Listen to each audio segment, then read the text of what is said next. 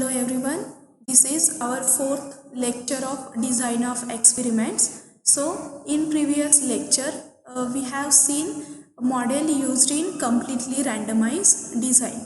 So in this lecture we are going to discuss least square estimators of the parameters of the model used in completely randomized design. So the model used in completely randomized design is Xij equals to mu plus alpha I plus epsilon ij.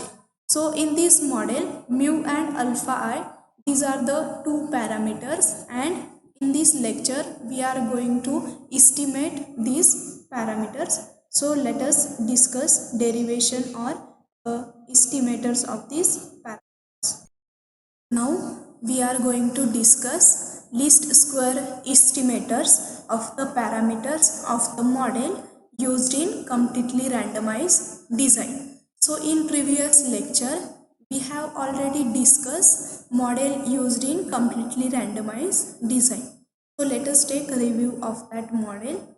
So our completely randomized model for completely randomized design is Xij equals to mu plus alpha I plus epsilon ij, where I is running from 1 to up to t and j is running from 1 to up to ni. T means total number of treatments and ni means ith treatment size. Xij is the jth observation due to ith treatment. Then mu is our overall effect and it is a constant term. Then alpha I is the ith treatment effect and epsilon ij is the random error. So this random error follows IID normal with mean 0 and variance sigma square. And we make one assumption for this model, and the assumption is summation over I alpha I into ni equals to 0. Now in this model, mu and alpha I, these are the two parameters, and we want to estimate the estimators of these parameters. So to estimate these parameters we use least square method. So when we use this method to estimate parameters, we always try to minimize error sum of square. So let us define error sum of square. It is denoted by capital E and it is defined as summation over I summation over j epsilon ij square. So with the help of above model, epsilon ij can be written as Xij minus mu minus alpha I. So error sum of square can be written as summation over I summation over j Xij minus mu minus alpha I bracket square. So now first we want to estimate parameter mu.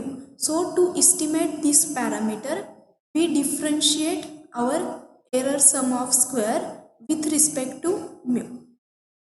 Here is a mu with respect to mu and equate that derivative equals to 0. That is dabba e upon dabba mu equals to 0. So what we get in next step?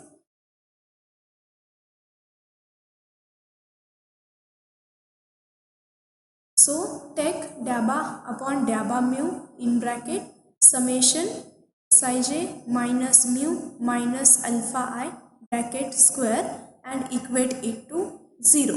Now we know that derivative of x square with respect to x is nothing but 2 times x. So same formula we want to use here. So now first take this summation sign outside the derivative term and then take derivative of this term.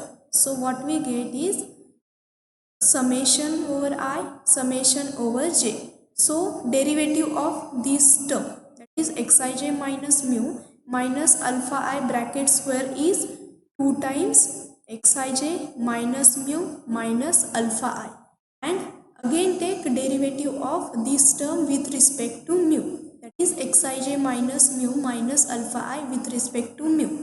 and we get minus 1. Derivative of this term is minus 1 and equate it to 0. Now just take this minus 1 and 2 outside the summation sign and divide by minus 2 both the sides. So what we get is summation over I summation over j xij minus mu minus alpha I equals to 0. Now just take this summation inside the bracket. So what we get, summation over I summation over j xij minus. Now mu is a constant term, so summation over I and j can be written as capital N, and capital N means total number of observation. So capital N into mu minus summation over I alpha I into Ni. So this alpha I is independent of summation j, so summation j can be written as Ni. So we know that under the assumption of model CRD, summation alpha I into Ni equals to 0. So write this term as a 0. So what we get, summation xij equals to capital N into mu. So this can be written as mu hat, that is estimate of mu, equals to summation over I summation over j xij upon capital N. So we know that when we take sum of all observations, that sum is nothing but our grand total. So this term is nothing but grand total, that is x dot dot upon capital N, and this term is nothing but our grand mean, and it is defined as x dot dot bar. So estimate for mu is x dot dot bar, that is grand mean.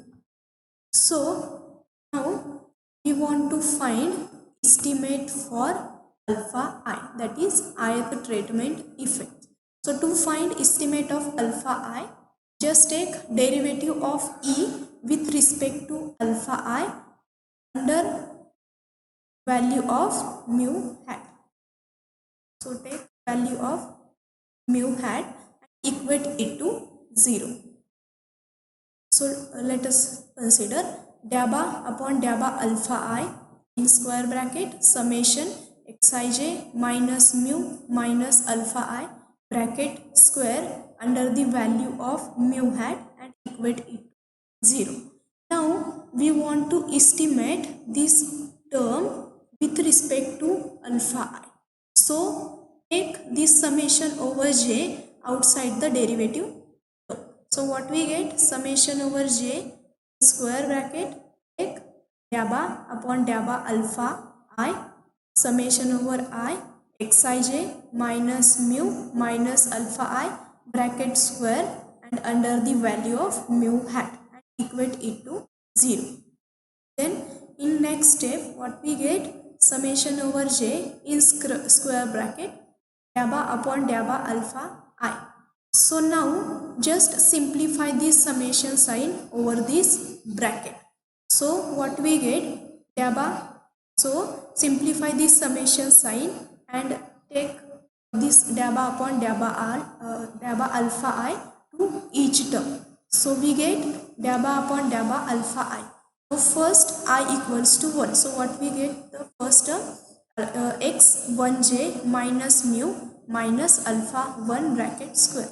Thus for I equals to 2 we get dabba upon dabba alpha I x2j minus mu minus alpha 2 bracket square 2 dash dash plus ith term is dabba upon dabba alpha I in bracket xij minus mu minus alpha I bracket square and plus up to tth term dabba upon dabba alpha I in bracket x tj minus mu minus alpha t bracket square, complete the square bracket under the value of mu hat equals to 0. So in next step what we get is, so now when we take derivative of alpha I with respect to this term, now in this term we have alpha 1. So when we take derivative with respect to alpha I, there is a no alpha I term here. So since hence derivative of this term is 0. Similarly, here is a alpha 2. So when we take derivative of this term with respect to alpha I, we get 0. 2 dash dash now. Here is this one is a ith term. So take derivative of this term. So take derivative of this term with respect to alpha I. So what we get? 2 times this term, that is xij minus mu hat minus alpha I hat, into again take derivative of this term xij minus mu minus alpha I. So what we get? Into minus 1 plus up to and your last term is also 0 and equate it to 0. Now take these 2 and minus 1 outside this summation sign. So what we get? Minus 2 summation over j xij minus mu minus alpha I hat equals to 0. So divide by minus 2 both the sides. So we get summation over j xij minus mu minus alpha I hat equals to 0. Now just simplify summation over j. Just take this summation sign inside the bracket. So what we get? Summation over j xij minus mu hat is a constant term. So this summation over j can be written as ni minus alpha I hat into summation over j equate it to 0. So in next step we get summation xij minus mu hat into ni minus alpha I hat into ni equals to 0. So in next step we get alpha I hat into ni equals to summation over j xij minus mu hat into ni. Now just divide ni throughout the terms. So we get alpha I hat equals to summation xij upon ni minus mu hat.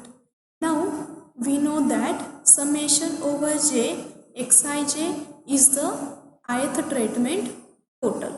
So ith treatment total divided by ni is nothing but ith treatment mean.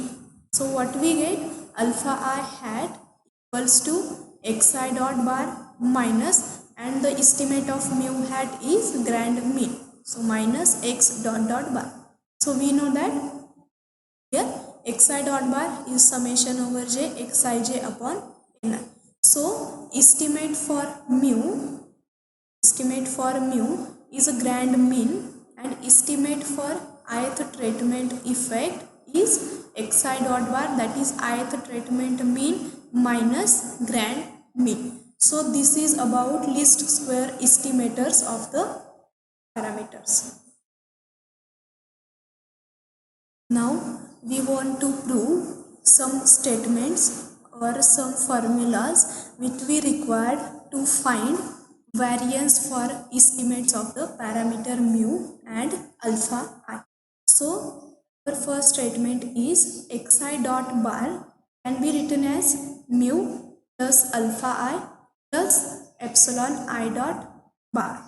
And our second statement is x dot dot bar, that is grand mean, can be written as mu plus epsilon dot dot bar. So let us prove our first statement. So we know that when we consider model for CRD, we define that epsilon ij follows IID normal with mean 0 and variance sigma square. And our model for CRD is xij equals to mu plus alpha I plus epsilon ij. So give it equation number 1. So now just take summation over j on both sides of the model. So we get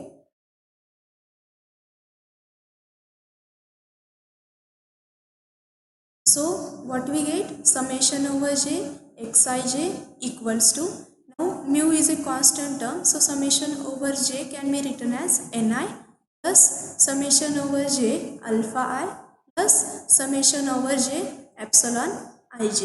Now divide by ni throughout these terms.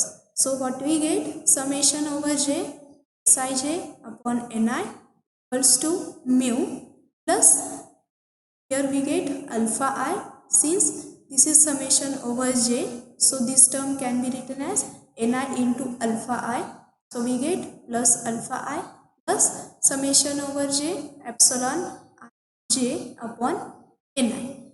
Now we know that when we take summation over j xij, this term nothing but ith treatment total. When we divide it by its size, we get ith treatment mean, that is xi dot bar equals to mu plus alpha I plus. Now when we take summation over j epsilon ij, this term is nothing but epsilon I dot, that is error sum of ith treatment. When we divide it by its size, that is ni, we get ith treatment error mean, that is epsilon I dot bar. Here we write epsilon I dot bar is summation over j epsilon ij upon error, and hence we get this term. Means when we want to write value of xi dot bar, we can write it as a mu plus alpha I plus epsilon I dot bar. Now we want to prove our second statement. Our second statement is x dot dot bar equals to mu plus epsilon dot dot bar. Now just take summation over I, summation over j on both sides of our equation 1. So we get summation over I, summation over j xij equals to capital N into mu plus summation over I ni into alpha I plus summation over I, summation over j epsilon ij. Since alpha I is independent of j, so summation over j can be written as ni. So what we get in next step?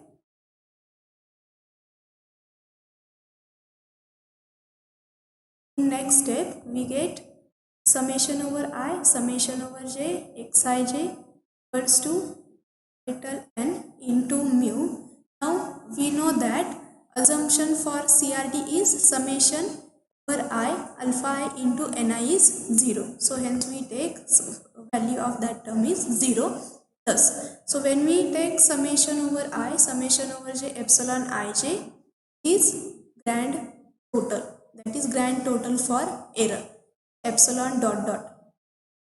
Now just divide capital N throughout the term. So we get now summation over I, summation over xij is the grand total. It is written as x dot dot divided by capital N equals to mu plus epsilon dot dot upon capital N. So know that grand total upon capital N is nothing but our grand mean equals to mu plus, when we divide epsilon dot dot upon capital N, it is written as epsilon dot dot 1. In this way we get our second step. So when we instead of using x dot dot bar, we can use its value as mu plus epsilon dot dot bar. So when we want to prove variance of mu hat, variance for alpha I hat, we require these statements, and also we require some values of some expected values of epsilon ij. So let us discuss that values. So these are some values which we require to find variance for mu hat and variance for alpha I hat.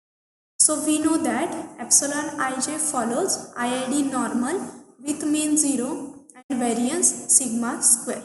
So expected value of epsilon ij is 0 Similarly, when we take expected value of epsilon dot dot bar is also 0, and expected value of epsilon I dot bar is also 0.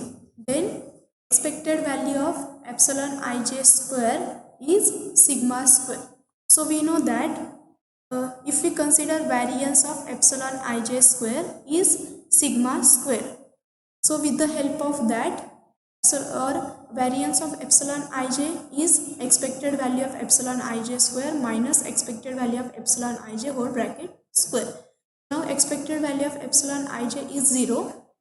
So we get epsilon ij, expected value for epsilon ij square is sigma square. Then expected value for epsilon I dot bar square is sigma square upon ni, where I is running from 1 to t.